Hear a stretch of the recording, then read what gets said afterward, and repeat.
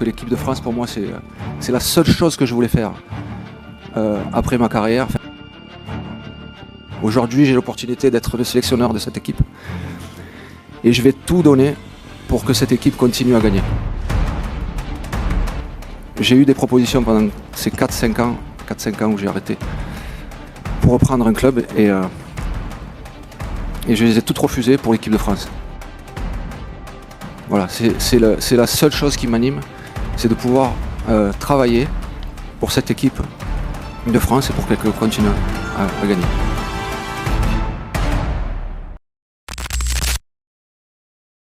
Bonjour à tous, en tous les cas, merci Président. Moi ce que je voulais commencer par faire, alors c'est pas un message, c'est un message de soutien, c'est à toutes les personnes, tous les pompiers et tout le monde agricole qui s'occupe de toutes ces personnes qui sont en difficulté aujourd'hui. Voilà, c'est un message de soutien, une grosse pensée pour eux. Je crois que c'est un moment compliqué, beaucoup de familles qui vivent des moments compliqués, donc voilà, c'est ma première pensée, c'est celle-là. Ensuite, je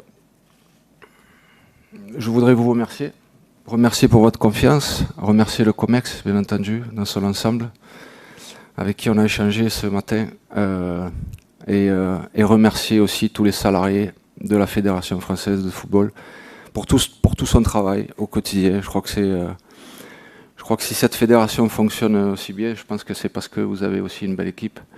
Donc voilà, je pense à tout le monde d'aujourd'hui. Aujourd'hui, pour moi, c'est juste une continuité, quelque part un rêve.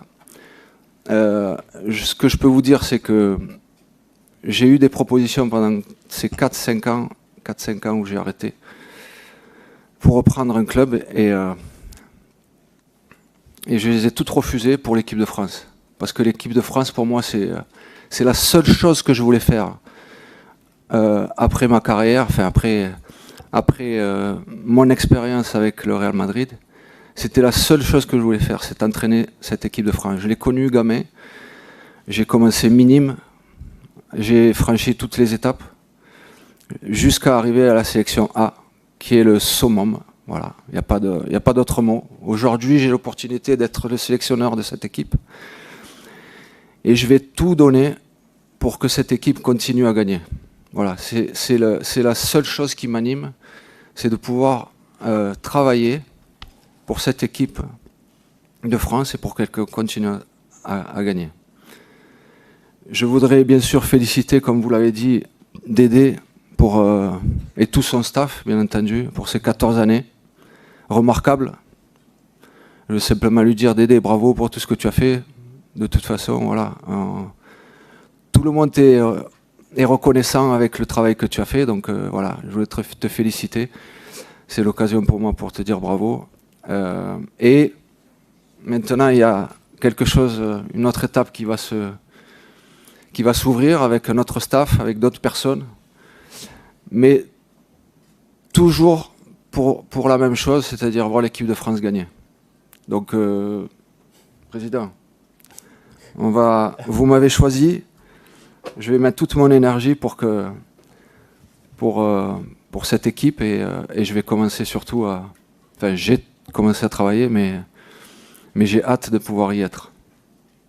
Voilà, merci en tous les cas. Merci, voilà, vous avez l'essentiel. Maintenant, évidemment, on est prêt à répondre aux questions que vous pourriez avoir.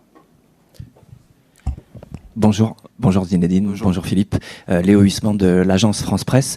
J'ai une question pour vous deux. La première pour vous Zinedine. Donc votre nom effectivement circule depuis longtemps pour être à la tête de l'équipe de France. Vous n'avez pas caché votre désir de devenir un jour entraîneur.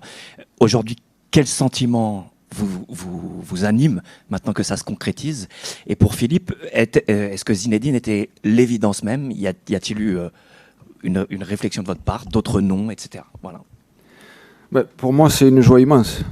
Sincèrement, en fait, je suis heureux de ce qui m'arrive aujourd'hui, de pouvoir devenir le sélectionneur de cette équipe de France.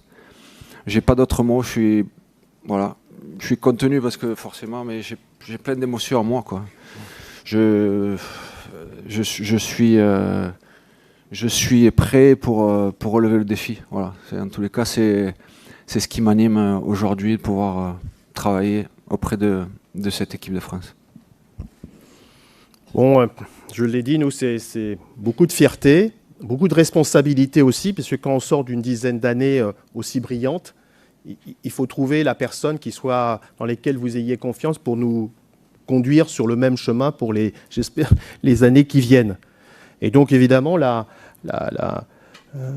profil de Zinedine s'est imposé, je l'ai dit, moi je l'ai rencontré la première fois dès février 2025, c'est-à-dire assez peu de temps finalement après l'annonce de Didier. Et je lui ai dit, il y a une chose qui m'a frappé, qui a fait définitivement peut-être basculer les choses, c'est dans les échanges qu'on a eus, dans les perspectives qu'on a tracées. Il m'a dit, Président, je sais comment gagner. Et quand il m'a dit ça, j'ai senti quelqu'un qui avait à la fois l'envie, une confiance en lui pour mener nos Bleus. Et c'est ce qu'il faut pour que notre équipe de France soit performante, encore une fois, dans les années qui viennent. Bon, bonjour Zinedine, au fond, ouais. Baptiste Després, Le Figaro. Ouais. Vous dites avoir refusé beaucoup d'offres depuis 4-5 ans. Est-ce que ce 28 juillet 2026 est le plus beau jour de votre vie d'entraîneur? Ouais. Et deuxième petite question. Allez-y. Ouais, non, allez-y. La deuxième question, j'en prie. Quel sera le style Zidane en équipe de France?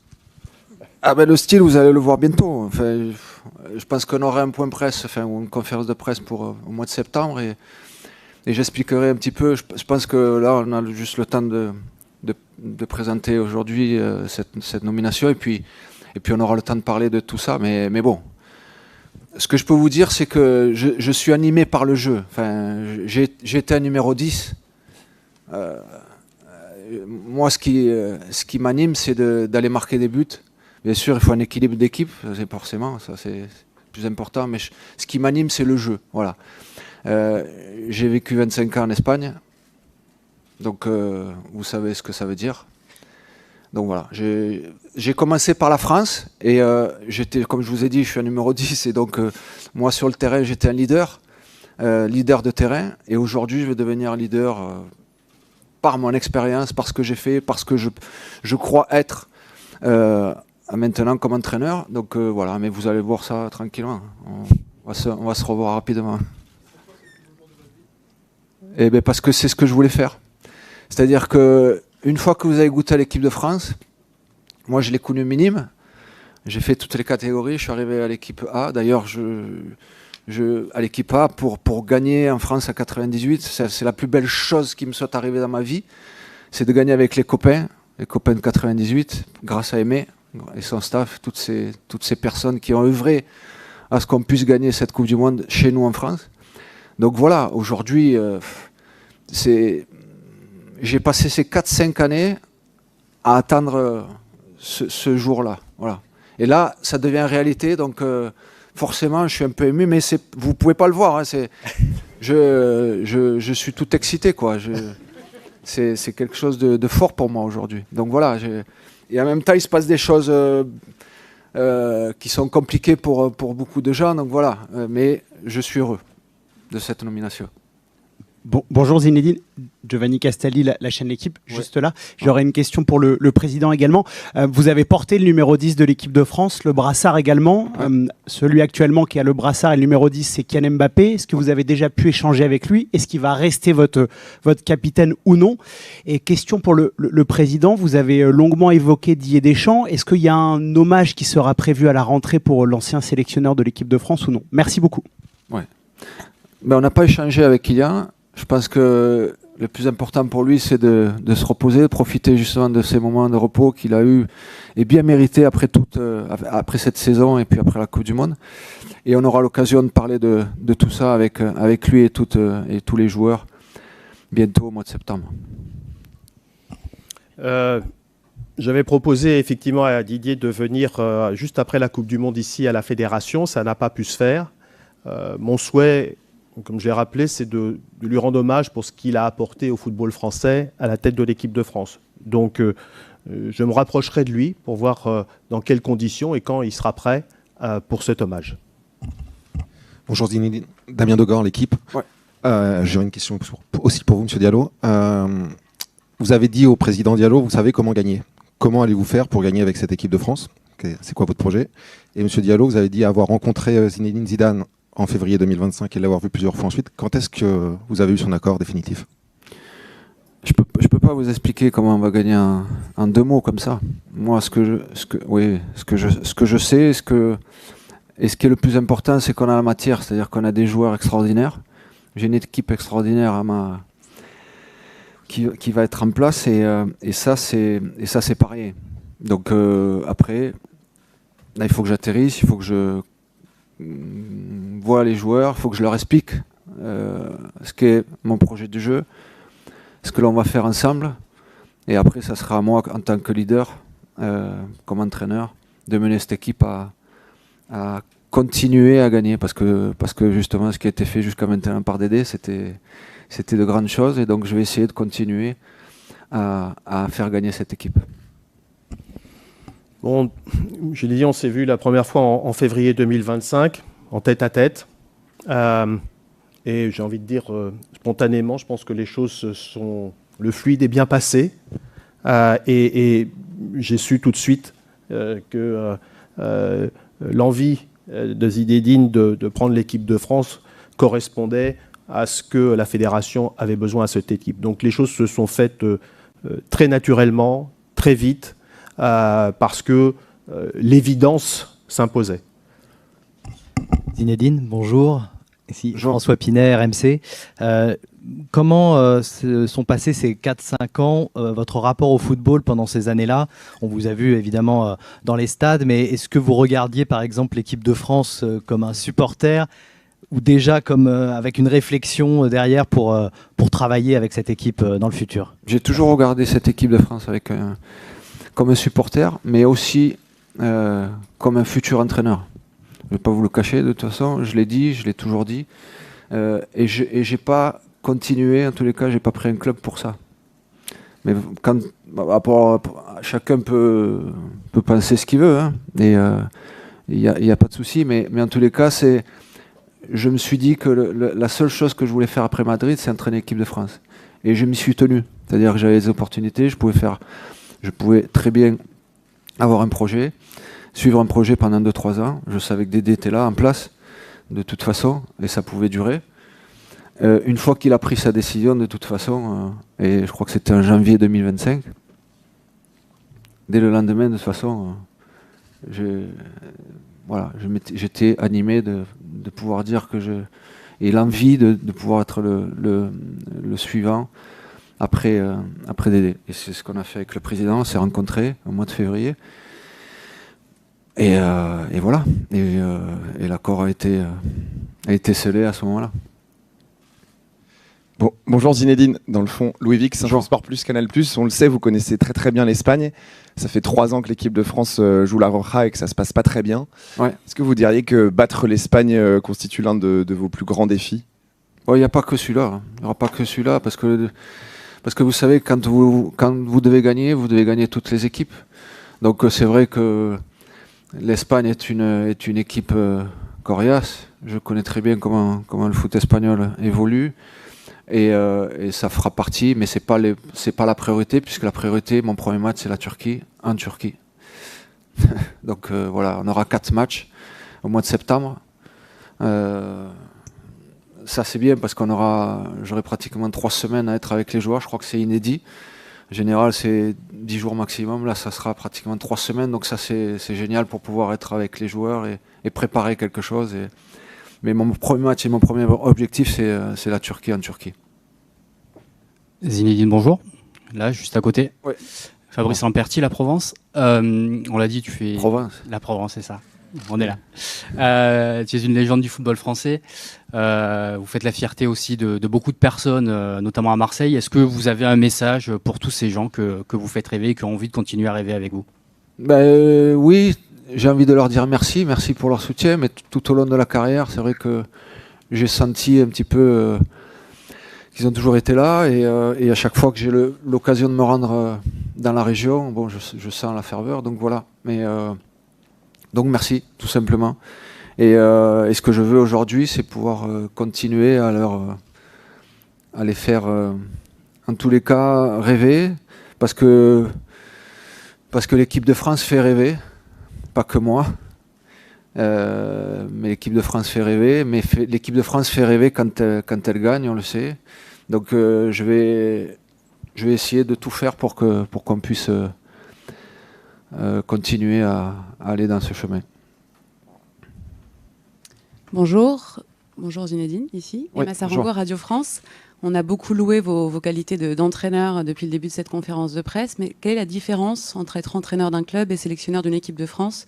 Quels sont les pièges à éviter, selon vous, dans les 4 prochaines années ? Moi, je ne pense pas qu'il y ait de piège. Je crois que c'est un métier complètement différent, c'est sûr. J'ai connu celui de club. Aujourd'hui, c'est quelque chose de nouveau pour moi, mais ça me fait pas peur. C'est peut-être même comme c'est ce que je voulais faire. Je crois que j'aurai un équilibre entre ma vie personnelle et l'équipe de France, et ça me va parfaitement. Voilà, j'ai pas de difficulté. Je sais que ça va être un job différent, et je suis prêt à ça. Bonjour Zinedine, Ilias Peters pour Combini. Alors, hasard du calendrier ou non, votre premier match sur le sol français, ce sera face à l'Italie, un adversaire, j'imagine, assez particulier pour vous. Est-ce que c'est une date que vous avez déjà cochée, et quel regard vous portez sur ce futur match ? J'ai tout coché. Les 4 matchs qui arrivent, là, je les ai cochés, ils sont bien dans ma tête. Et comme vous dites, oui, particulier l'Italie, parce que j'y ai joué, parce que je connais du monde, parce que je parle italien, enfin bref, tous ces trucs-là. Mais ça fait un petit moment que je travaille à cette préparation de ces 4 matchs. Bonjour Zinedine, Hugo Delon du journal L'Équipe. Ouais. Vous disiez à l'instant que vous aviez regardé l'équipe de France ces derniers mois, ces dernières semaines en Coupe du Monde. Quel bilan vous faites du jeu pratiqué par l'équipe de France sur cette Coupe du Monde ? Et est-ce que vous allez vous inscrire en termes de plan de jeu en rupture avec ce qui avait été fait par Didier Deschamps, ou dans la continuité et sur et en dehors du terrain ? Est-ce que vous allez incarner une forme de rupture, ou au contraire une continuité par rapport à ce qui a été fait depuis maintenant 14 ans ? Merci. Pour répondre à votre question, je pense que le parcours de l'équipe de France était magnifique, le jeu pratiqué est magnifique, donc moi j'ai que des bons souvenirs. J'étais sur place, j'ai regardé l'atmosphère, c'était fabuleux, j'ai passé du bon temps.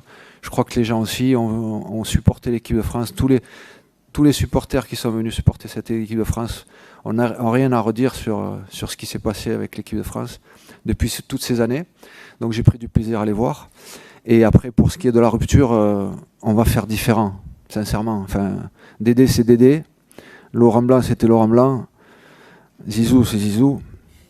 Et je vais essayer de faire ce que je sais faire. Voilà, il n'y a pas de rupture. Je crois que c'est une continuité.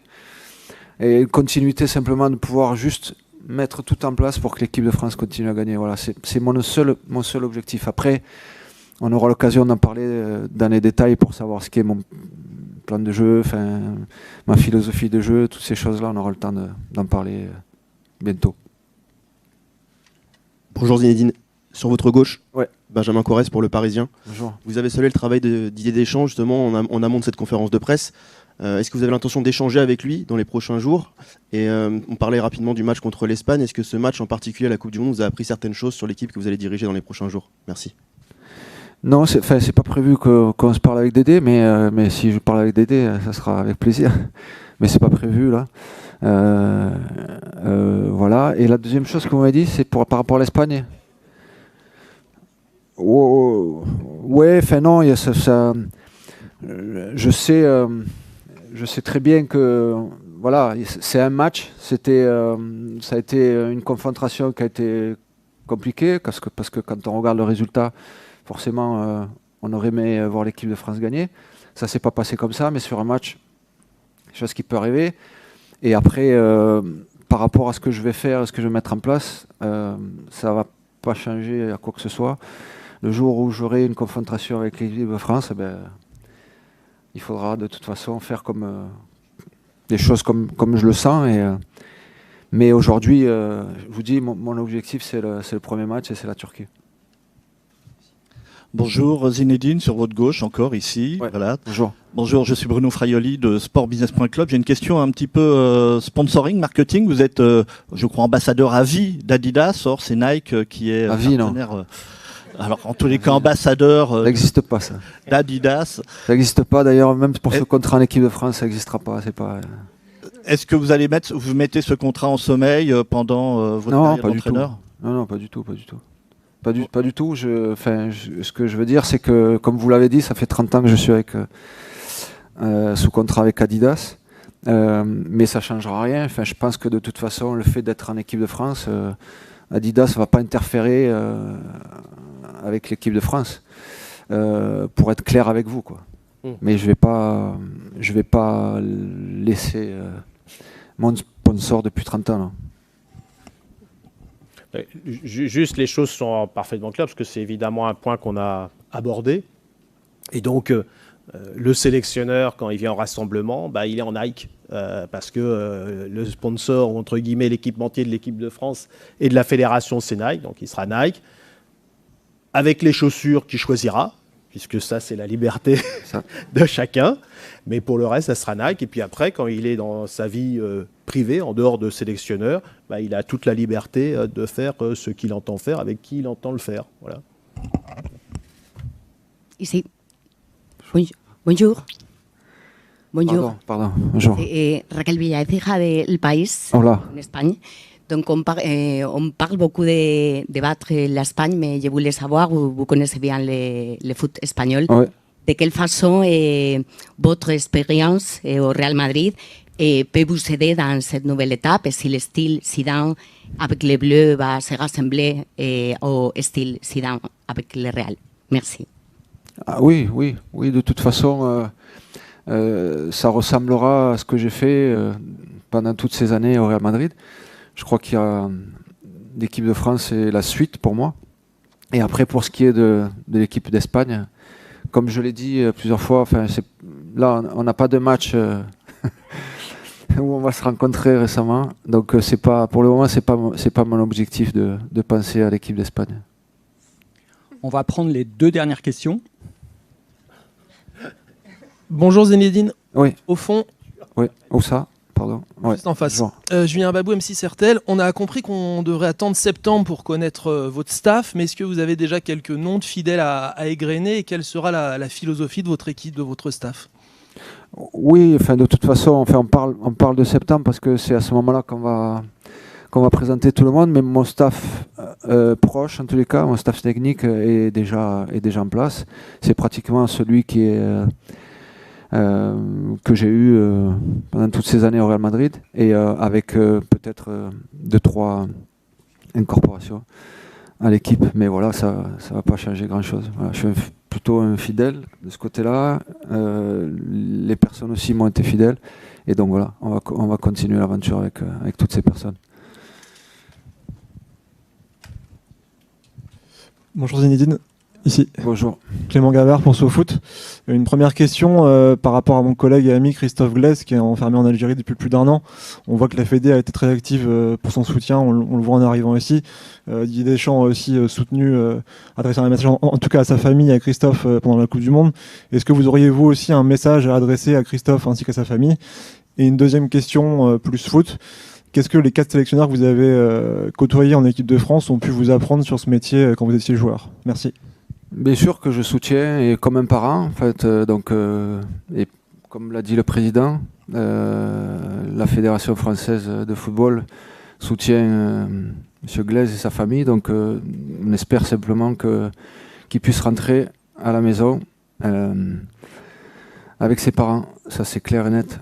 Je me suis jamais trop exprimé, mais c'est pas simplement pour ce dossier-là, je crois que je le fais tout ce qui, en tous les cas, me touche quand je suis à l'extérieur. Je prends pas la parole pour dans n'importe quel cas, et donc ça va pas changer. Aujourd'hui, vous me posez la question, je suis parent et je veux juste qu'il rentre chez lui, comme pour voir sa famille, ça c'est clair. Bonjour Zinedine, Charlotte Harper from The Athletic. Ah, Ici. pardon. Oui. Pardon. Je vais poser en anglais pour m'exprimer bien. Your team and your captain were subject to some awful racist comments during the World Cup. I just wondered how you would approach that going forward as a team throughout your tenure. And secondly, you haven't worked as a manager for 5 years. Can you explain professionally what you have been doing and perhaps personally as well? Merci beaucoup. Merci beaucoup. Il va falloir que... I'm over here. Allez-y, allez-y. Okay, so the French team received a lot of racial abuse. Oh no, en français, English. Oui, c'est mieux. Sorry. Français, ça sera mieux. Sorry. L'équipe française a reçu beaucoup d'abus racistes pendant la Coupe du Monde. Qu'est-ce que serait votre approche en vis-à-vis ça pendant les prochains 10 ans? Et une deuxième question. Vous n'avez pas travaillé depuis 4-5 ans. Qu'est-ce que vous avez fait pour se préparer pour aujourd'hui? Alors, la première question par rapport au racisme, on changera peut-être pas les choses. Moi, ce que je veux dire, c'est qu'on est dans un beau pays avec cette mixité. J'ai grandi dans un quartier où, justement, il y avait la place pour tout le monde. Et ma vie, c'est celle-là. Donc, c'est de pouvoir échanger avec tout le monde.